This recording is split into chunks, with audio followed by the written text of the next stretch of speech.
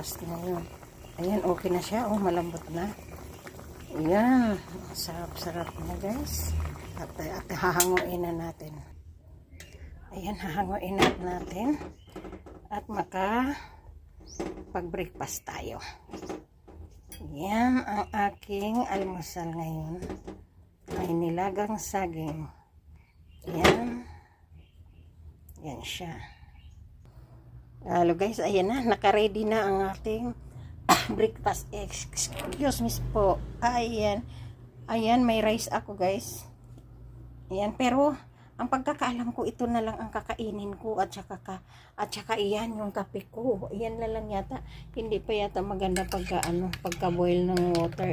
Bula siya. O pero di bali, tapos magtutubig na lang tayo. Ayan. Ayan ang aking almusal ngayong umaga mga guys. At saka ayan, meron akong Japanese siomai. Ang sarap-sarap niyan guys. At saka anong tawag ditong isa? Yung gyusa, in-steam ko na lang kasi medyo tayo sa mantika ngayon guys. Okay.